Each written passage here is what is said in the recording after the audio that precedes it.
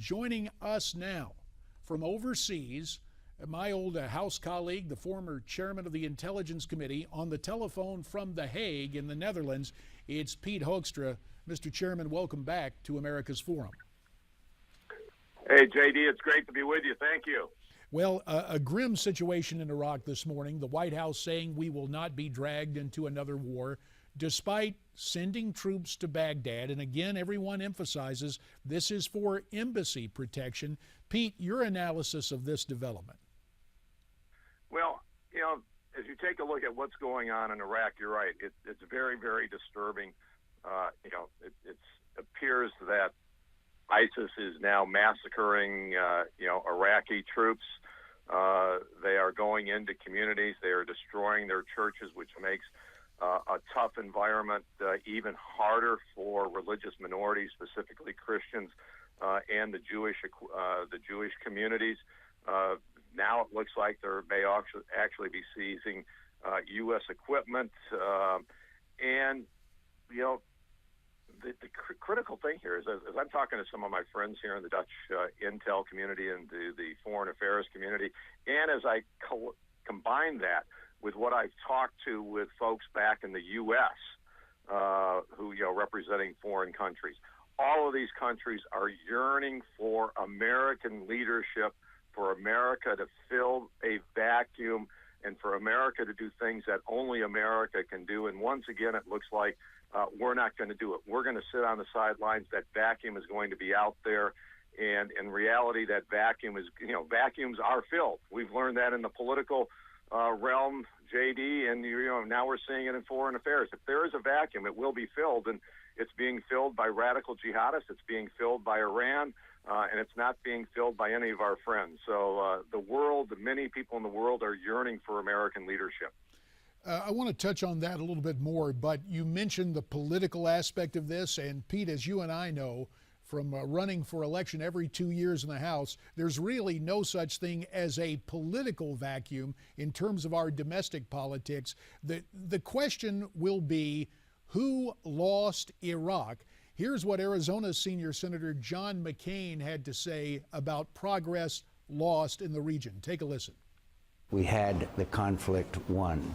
The surge had succeeded. And by the way, when we were failing in Iraq, I called for the firing of Donald Rumsfeld because of the lack of leadership and the failure in Iraq. We had it won.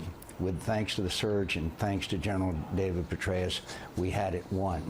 And then the decision was made by the Obama administration to not have a residual force in Iraq. Well, that failure to have an agreement about forces, certainly in retrospect, is a major problem. But what about the assessment of Senator McCain? Agree or disagree? I would agree to a certain extent. I think you and I both heard Colin Powell years ago say, if you break something, you're responsible for fixing it.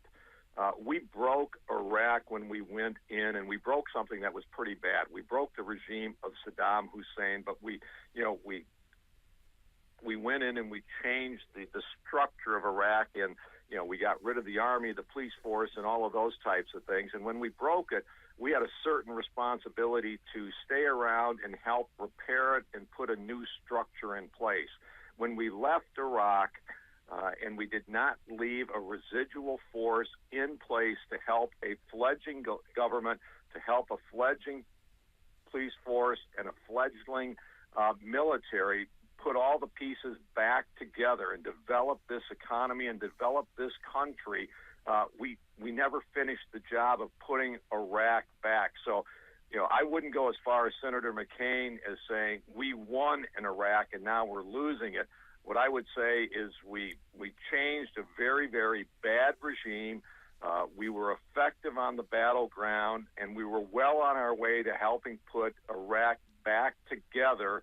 And a third of the way through that process, America left, and we never helped finish the job. And that's why we're seeing the breakdown there. President Obama, America had a responsibility to help see Iraq back to being a functioning country with functioning institutions, and we left before that job was done.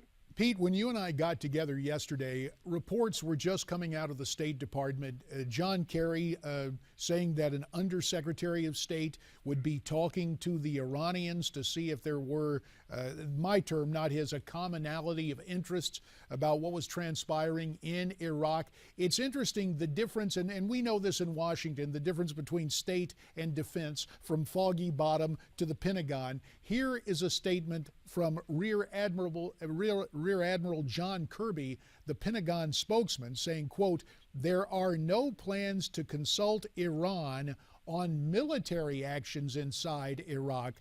There is no plan to coordinate military activities." But Pete, I take a look at whatever dialogue goes on between our nation and Iran, and quite frankly, sir, I wonder if this becomes not so much a fig leaf, but something that, quote, excuses Iranian attempts to gain nuclear weapons. Do we run that type of risk with this, quote, dialogue with the Iranians over Iraq?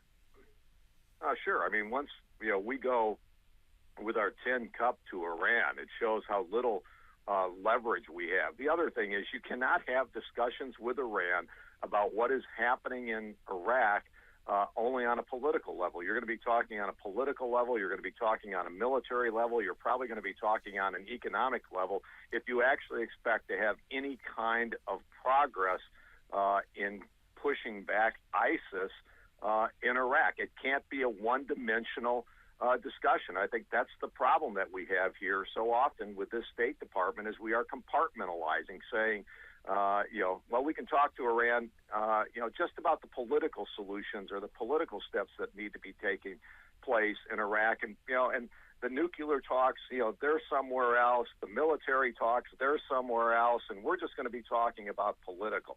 No, you got to have a holistic solution. If we are looking to Iran and we are having political talks with them, there will be repercussions as to what happens in the nuclear talks. We will have less leverage with them if they perceive that we need them to make progress in Iraq to stem the flow of ISIS. And perhaps the most amazing thing here is, JD, it was just, a short 10 years ago that Iran was sending IEDs and sending equipment to the Shia militias in Iraq that were targeting and killing American troops. It was only a short period of time ago that Iran was, really destabilizing the government in Iraq.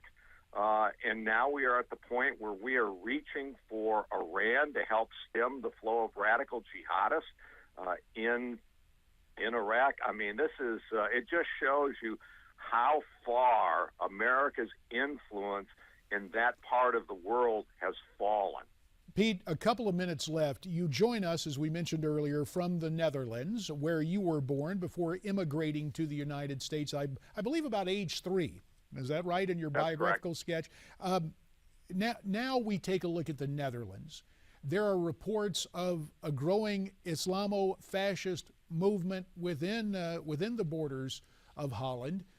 One official saying that the Moroccan young people now living in the Netherlands are a, quote, ticking time bomb. What is happening with the Netherlands and immigration policy and international terror?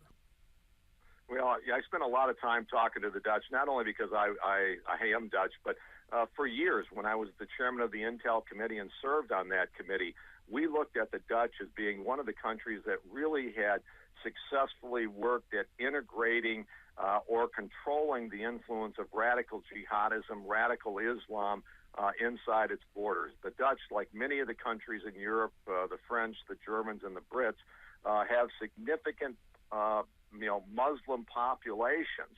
And the Dutch have been very, very good at managing and coordinating and co-opting the radical jihadists. But now what they're seeing is they have somewhere like 120 Dutch Muslims that they believe have gone to fight in Syria. A couple of dozen of those have now come back to the Netherlands. They're very worried about the influence that these folks are having. Radical jihadists are, and sometimes now they are drowning out the voices of the moderate the moderate Islam voice here.